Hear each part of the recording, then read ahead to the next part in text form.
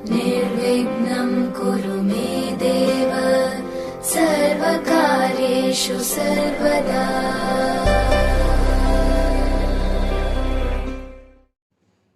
सभी भक्तों को जय श्री कृष्णा, जय श्री राधे। मैं आचार्य अशोक व्यास आपका मेरे YouTube चैनल में बहुत बहुत स्वागत करता हूं। आशा करता हूं कि आप सभी अपने स्थान पर स्वस्थ होंगे, मस्त होंगे, आनंद में होंगे।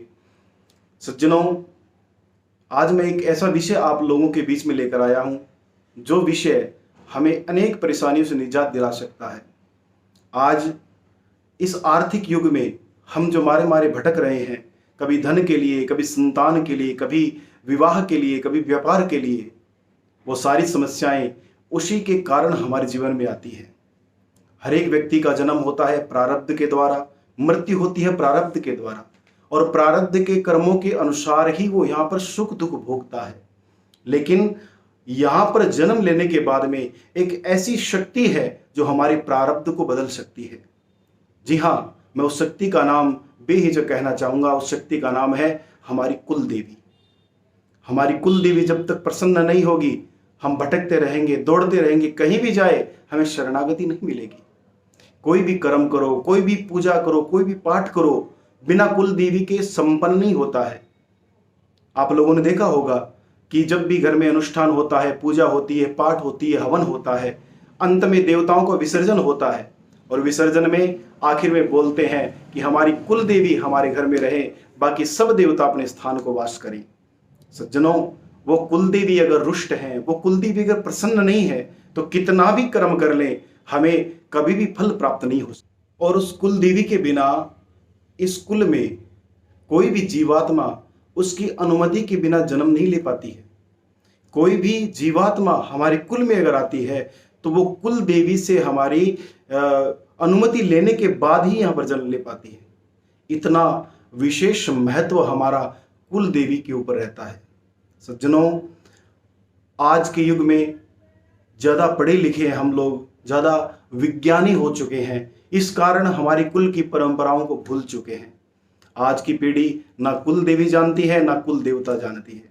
इसी कारण तो आज सब कुछ है, संपन्न है, लेकिन सुखी नहीं है, या कुछ नहीं है, पाने की चेष्टा में दौड़ता जा रहा है, भागता जा रहा है, कुछ प्राप्त नहीं हो रहा है। कारण क्या है? हम अपनी कुल देवी को नहीं पहचान पाते हैं। और जब तक मंत्र के द्वारा, भविष्य के द्वारा, पूजा अर्चना के द्वारा, कुल की परंपरा के द्वारा कुल की देवी को जब तक नहीं मानेंगे, तब तक हम भटकते रहेंगे। चाहे कितने ही तांत्रिक, कितने ही ओझाओं और कितने ही बाबाओं के पास जाओ, जब तक कुल देवी प्रसन्न नहीं होगी आप सुखी नहीं हो पाएंगे। ये पक्की बात है। शास्त्रों में और गीता में भी ये कहा है, क्योंकि जब तक कुल की देवी प्रसन्न ना हो कोई भी पूजा पाठ हमारे काम नहीं करती है। और शास्त्रों में तो यहाँ तक नियम है, साधु अगर संन्यास लेता है तो उसके सदगुरु पहले उसके कुल देवी देवताओं से आज्ञा लेने को बोलते हैं। आज्ञा लेने के बाद ही हम संन्यास धारण कर सकते हैं। और कोई भी देवी देवता प्रसन्न होकर हमें वरदान तभी दे सकते हैं जब हमारी कुल देवी प्रसन्न होगी। जब हमारी कुल देवी प्रसन्न होगी तभी देवी देवता भी हमारे वरदान में सहयोग करेंगे, वरना देवी देवता कुछ नहीं कर सकते हैं। आप घर में चाहे कितना भी आडंबर रचें, कितनी ही पूजा करें, कितनी ही पाठ करें, लेकिन जब तक कुल देवी प्रसन्न नहीं है, आप जब तक उसे नहीं जानते हैं, आप जब तक उसके लिए कुल परंपरा की मर्यादा के अनुसार उनकी पूजा नहीं करते हैं, तब तक आपकी पूजा, आपका पाठ, आपका हवन कभी सफल नहीं हो पाता है। हमारे पूर्वजों ने, हमारे वंशजों ने हमारे कुल की रक्षा के लिए एक पारलौकिक शक्ति को चुना था जिसका नाम कुल देवी था, और उन्होंने अपने विधि के अनुसार उनकी पूजा अर्चना शुरू की थी, जो धीरे धीरे समय आते आते आज की नई पीढ़ी को वो पूजा पाठ, वो परंपराएं पाखंड और अंधविश्वास लगने लग गई है। लेकिन ये नहीं है सज्जनों। और कई लोगों के मन में ये भाव आता है, मैंने सुना है कि आप कहते हैं कुल देवी की पूजा नहीं करते। कुल देवी तो खुद की माँ होती है, स्वयं की माँ होती है, वो कैसे नुकसान पहुंचाएगी? सही बात है उनकी, कुल देवी कभी नुकसान नहीं देती है, वो बाधाएं उत्पन्न नहीं करती हैं। लेकिन जब कुल देवी को मानना, उनका भविष्य, उनकी पूजा और उनकी परंपरा जब हम बंद कर देते हैं, तो एक जो सुरक्षा का आवरण है जो देवी ने हमारे लिए बनाया है वो हट जाता है। तो नकारात्मक शक्तियां हमें घेर लेती हैं, हमें अनेक प्रकार की परेशानियों, व्याधियों में डाल देती हैं। और उसी का नतीजा आज हम भोग रहे हैं। कुल देवी की उपेक्षा करने का कारण आज हम जगह जगह भटक रहे हैं। किसी ने बता दिया वो तांत्रिक करते हैं, उनके पास जाएंगे। जब व्याधि आएगी तब कहेंगे कि वो पूजा कराओ, उसके पास जाएंगे। फिर कहेंगे उसके पास। हर जगह भटकते रहते हैं क्योंकि और फल मिलता नहीं है। कारण क्योंकि कुल देवी को मनाया नहीं, तो वो पूजा पाठ, वो तांत्रिक, वो तंत्र मंत्र यंत्र क्या काम करेंगे? कोई काम नहीं करने वाले सज्जनों। बल्कि सज्जनों, आज की पीढ़ी को तो ये पता भी नहीं है। मैंने बहुत जगह जाकर देखा है, शहरों में, बड़े बड़े शहरों में, कि उन लोगों को अपनी कुल देवी का नाम तक ज्ञात नहीं है। तो बताइए वो संपन्न सुखी कैसे रह सकते हैं? इसलिए हमने कुल देवी की उपेक्षा की है, उसे भूला है, तभी तो आज हम भटक रहे हैं। और धीरे धीरे वो समय आता है जब कुल देवी हमसे रुष्ट हो जाती है, तो परिवार में कैसी कैसी बाधाएं आती हैं, अनेक दुर्घटनाएं होती हैं, व्यापार रुक जाता है। देवी जब सुरक्षा आवरण अपना हटा लेती है, जिसे हम तिरस्कार करके उपेक्षा कर चुके हैं, भूल चुके हैं, धीरे धीरे अनेक बाधाएं उत्पन्न हो जाती हैं, दुर्घटनाएं होती हैं। परिवार में, कुल में हर प्रकार का संपन्नता है, लेकिन विवाह नहीं होता है। विवाह हो जाए तो बच्चे नहीं होते हैं, व्यापार में घाटा होता है, हर प्रकार से कर्ज से व्यक्ति डूब जाता है। कोई भी उसको राय देने वाला तक नहीं मिलता, राह दिखाने वाला नहीं मिलता है, और हम फिर भटकते हैं तांत्रिकों के पास, पैसे फूंकते हैं। सज्जनों, अपनी कुल देवी को मनाइए, और मैं गारंटी देता हूं, जो उपाय आज मैं आपको बता रहा हूं, अगर सही तरीके से आपने नवरात्रों में 9 दिन कर लिया, तो आपको 10वें दिन से ये एहसास हो जाएगा कि हमारे जीवन में कुछ ना कुछ बदला है, कुछ ना कुछ नया हुआ है। वो मैं उपाय आपको बताने वाला हूं। सज्जनों, जब भी बड़े नवरात्रे आए, जब भी माँ भगवती के विशेष नवरात्रे आए, आप पहले दिन माँ भगवती का एकम के दिन माँ भगवती का अनुष्ठान प्रारंभ करें। मन में संकल्प करें, मैं अपनी कुल देवी के लिए ये कर रहा हूं, मैं कुल देवी को प्रसन्न करने के लिए कर रहा हूं। क्या करना है? जैसे ब्रह्म बेला आए, जैसे भी घट स्थापन का मुहूर्त हो, आप वो मुहूर्त रखें, कुल देवी की फोटो रखें।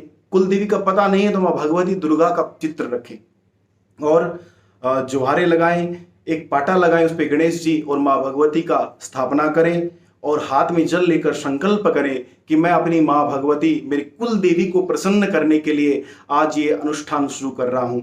और ये विशेष मंत्र जो मैं आपको दे रहा हूँ सज्जनों, ध्यान देना, ये हर जगह आपको मिल जाएगा। और माँ भगवती ने जब महिषासुर का वध किया, सारे देवता प्रसन्न हुए, सबने पुष्प वृष्टि की और माता का दिव्य पूजन किया, और इस दिव्य पूजन से माँ भगवती प्रसन्न हुई और देवताओं को बोले, देवताओं बड़ी प्रसन्न हूं मैं, आप वरदान मांगो। तब देवताओं ने कहा, माँ एक ऐसा वरदान हमें चाहिए जो जगत के कल्याण के लिए है, हमें ऐसा गोपनीय एक मंत्र बताएं जिससे आप तुरंत प्रसन्न होकर जीव के हर कर्मों का नाश करें, उसे बड़े से बड़े भय से मुक्त कर दें। तब माँ भगवती ने एक मंत्र बताया था कि ये मंत्र मैं आपको बताती हूँ, 32 नामों की ये एक माला है। माँ भगवती के 32 नाम हैं। अगर आप इन 32 मालों का जाप करेंगे और एक संकल्प लेंगे कि 9 दिनों में मैं 11,000, 9,000, 21,000 पाठ करूंगा या ब्राह्मण से करवाऊंगा, तो सज्जनों 10वें दिन से गारंटी से आपके जीवन में अलग प्रकार का बदलाव आएगा। और इस भगवती माँ का पूजन करें और हाथ में ये संकल्प लें कि मेरी कुल देवी प्रसन्न हो, मुझे राह दिखाए, और मैं माँ भगवती मेरी कुल देवी के लिए कर रहा हूँ। और सज्जनों, पहले दिन से नवरात्रा रखें, और एक समय फलाहार करके भी कर सकते हैं, और दोनों समय फलाहार करके कर सकते हैं। साथ में व्रत करें और साथ में ये पूजन करें, जमीन पर शयन करें और माँ भगवती का नित्य पाठ करें। 9वें दिन हवन करें, और 9वें दिन हवन करें, और हवन में सफ़ेद तिलों के अंदर शहद मिलाकर उसकी आहुति डालें और कन्याओं को भोजन कराएं। नित्य अगर आप ये 9 दिन करेंगे तो 10वें दिन से आपके घर में आपकी कुल देवी प्रवेश कर जाएगी, और जो भी बाधा आपके जीवन में आ रही है, चाहे व्यापार में नुकसान है, चाहे शादी विवाह में अड़चन है, चाहे कर्ज से परेशान है, चाहे कोई भी व्याधि क्यों ना हो, 10वें दिन से आपके जीवन में मंगल कामनाएं शुरू हो जाएंगी। आपको स्वयं लगेगा कि हकीकत में कुछ ना कुछ नया हुआ है, माँ भगवती ने ऐसी कृपा की है। सज्जनों, ये करें और करके देखिए, अपनी कुल देवी को प्रसन्न करें, क्योंकि जब तक कुल देवी प्रसन्न ना होगी तब तक आपकी कोई भी पूजा पाठ आपके काम नहीं आएगी। 9 दिन तक माँ भगवती का ये अनुष्ठान आप करके देखें, 10वें दिन से आपका जीवन सुखमय बनना शुरू हो जाएगा। ये आपको लगेगा, मैं बता रहा हूँ, मेरी गारंटी है, आप स्वयं महसूस करेंगे।